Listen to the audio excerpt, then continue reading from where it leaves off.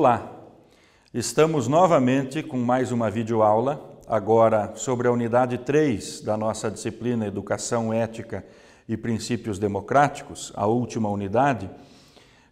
Esta videoaula quer ser subsídio para dois tópicos específicos desta unidade 3. Um tópico que se refere à questão ética, política e relações de poder, e um outro tópico que se refere a debates éticos contemporâneos. Eu não vou propriamente tratar da questão de ética, política, relações de poder, e nem de debates éticos contemporâneos, mas traçar aqui uma discussão a respeito de algo que nós já abordamos na unidade 2 e que é fundamento, que é substrato, vamos dizer assim, para que a gente possa promover debates éticos contemporâneos e para que a gente possa discutir e debater sobre as relações entre educação, ética e relações de poder. Ora, um sujeito, um ser humano, uma pessoa, para ter condições de debater, de discutir com conteúdo, com opinião, com fundamentação, ele precisa necessariamente ser um ser autônomo. Então eu vou trabalhar aqui o conceito de autonomia. O conceito de autonomia. Ora, auto é um prefixo que quer significar aquilo que é próprio. Nomia vem do grego nomos, que significa lei. Lei. Ter autonomia, portanto, significa ter lei própria. Lei própria. Um sujeito autônomo é um sujeito que se opõe, é um sujeito que se guia a si mesmo, portanto, é um sujeito que se opõe ao sujeito heterônomo.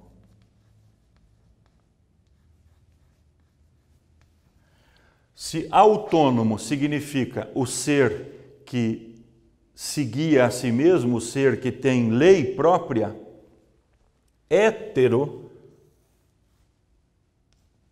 significa outro. Portanto, o sujeito heterônomo é um ser que é guiado pelo outro, que segue a lei do outro, que segue a vontade do outro, que não é capaz de decidir por conta própria.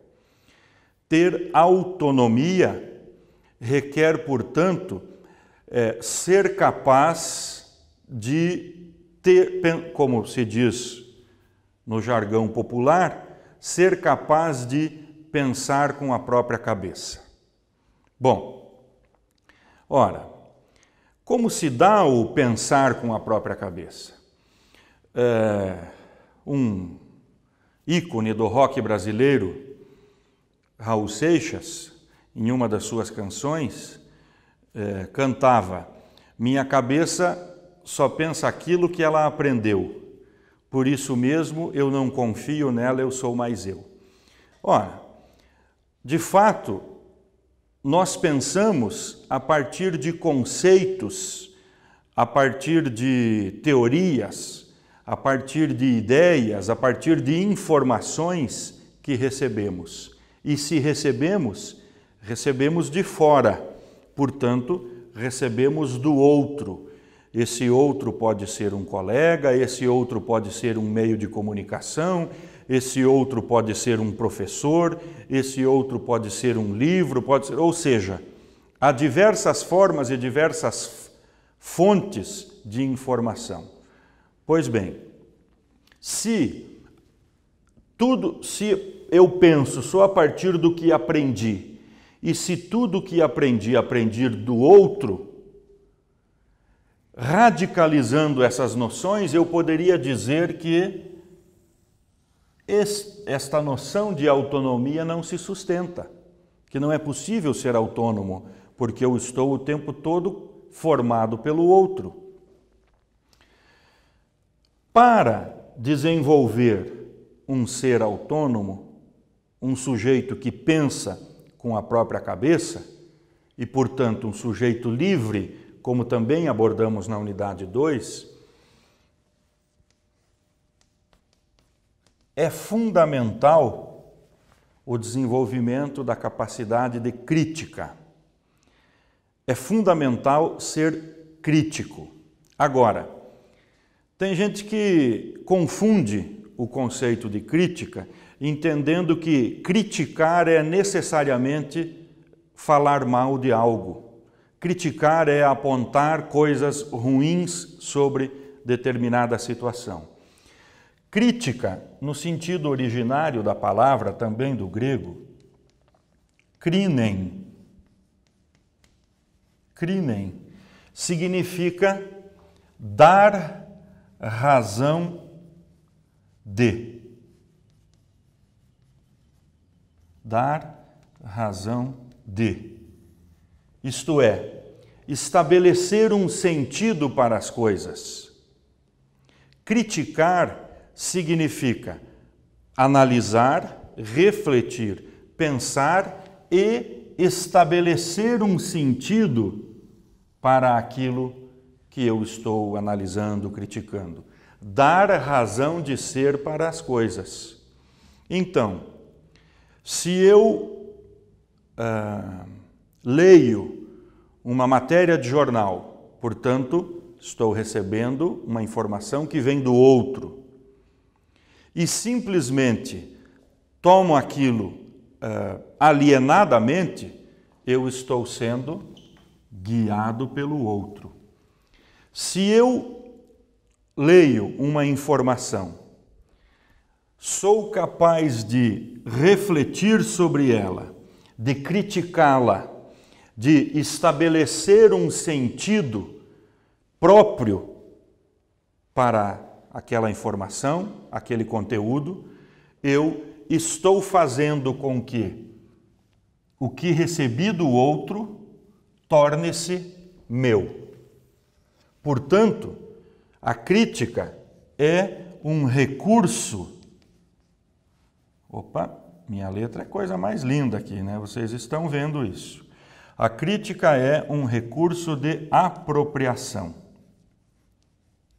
É um recurso de apropriação. É pela crítica que eu posso me apropriar daquilo que aprendi do outro. Apropriar é tornar meu, estabelecer um sentido, ver se aquilo que o outro me disse, escreveu, ensinou, que eu vi, enfim, faz sentido para mim. Se pelo exercício da crítica faz sentido e eu aceito, então eu me apropriei daquilo que aprendi do outro. Se eu simplesmente absorvo o que aprendi do outro sem exercer a crítica, eu não estou sendo capaz de autonomia, de ser um ser autônomo. Portanto, a crítica é uma condição fundamental para a liberdade.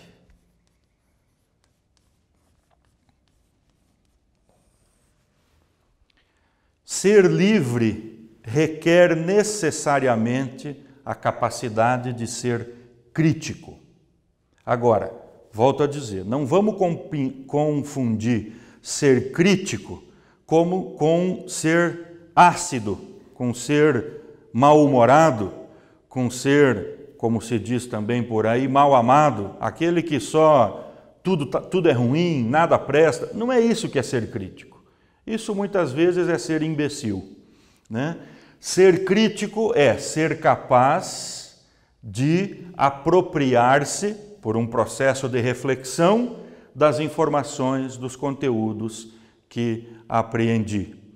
Portanto, Portanto, a crítica é um fator, é um elemento fundamental para a liberdade. Só é livre o sujeito que é autônomo, que é autoguiado, que guia a si mesmo. E só pode ser autônomo o sujeito que exerce a crítica. Portanto, a crítica é condição para o exercício da liberdade. Agora, a crítica requer matéria-prima. Eu não posso criticar no sentido de dar razão de estabelecer um sentido para as coisas, se eu não tenho conteúdos, se eu não tenho matéria-prima que me permita criticar. Eu leio uma informação de jornal, por exemplo, e estou tão por fora daquele assunto, não tenho conhecimento sobre o assunto, que aquilo que está dito para mim ali pode ser verdade, pode não ser, eu não tenho condições de refletir sobre isso. Portanto, a crítica requer como matéria-prima o conhecimento. Quanto mais conhecimento eu tenho, mais capacidade de crítica eu possuo. Quanto mais capacidade de crítica eu possuo, mais capacidade eu tenho de ser autoguiado e, portanto, de ser livre.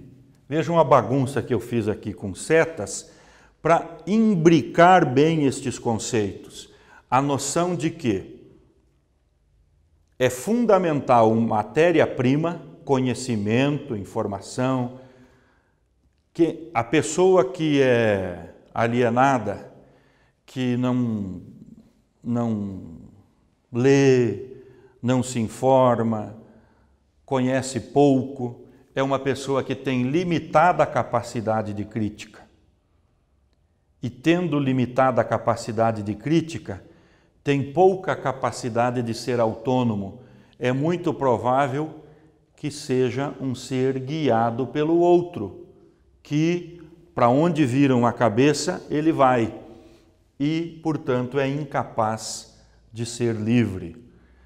Mais uma vez aqui, e agora já finalizando, bem no cantinho de novo, o fundamental papel da educação. É pela educação formal e informal, mas fundamentalmente educação formal, que eu posso contribuir para dotar a pessoa, o sujeito, de conhecimentos que o tornem capaz de exercer a crítica. Portanto, a educação tem um papel fundamental na formação de sujeitos autônomos, de sujeitos capazes de conduzir a própria vida, de sujeitos capazes de se autoguiar. É fundamental que a educação consiga despertar no educando, no aluno, este desejo do conhecimento como uma ferramenta para o bem viver, como uma ferramenta para a liberdade. Uma pessoa alienada, ignorante no sentido de ignorar as coisas, uma pessoa que ignora as coisas, uma pessoa que possui pouco conhecimento, tem pouca capacidade de crítica e, portanto, pouca capacidade de ser autônomo, de ser livre. Isto deve nos levar a compreender cada vez mais o papel fundamental da educação, de que aquilo que eu disse ao final da unidade, da videoaula da unidade 2. O conhecimento é uma matéria-prima importante para a formação de sujeito livre. Portanto, na aula, na nossa condição de professor, nós temos que tomar os conteúdos não em si mesmo e por si mesmo, mas fazer com que os conteúdos sejam um pretexto, sejam um instrumento, sejam um meio que possam formar pessoas autônomas, capazes de crítica e de viver com o sentido pleno da liberdade. Terminamos por aqui.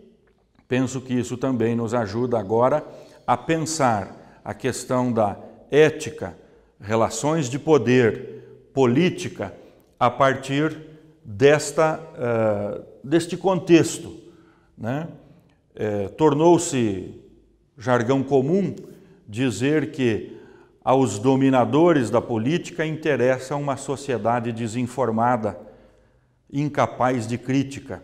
O que nós abordamos aqui reforça isso que o senso comum já nos diz de algum tempo, né? E também os dilemas éticos contemporâneos, para que se possa debater e refletir sobre eles, é fundamental ter essa capacidade de crítica. Volto a dizer, crítica no sentido etimológico da palavra. Criticar como dar razão de, estabelecer um sentido para as coisas. Eu só posso desenvolver um debate sobre dilema ético contemporâneo, como, por exemplo, a questão do aborto, se eu tiver capacidade de crítica, conhecimento e informação sobre isso. Então, como eu disse, estão aí as bases para nós debatermos ética, política, relações de poder, dilemas éticos contemporâneos e para pensarmos o papel da educação nisso tudo. Muito obrigado, paramos por aqui.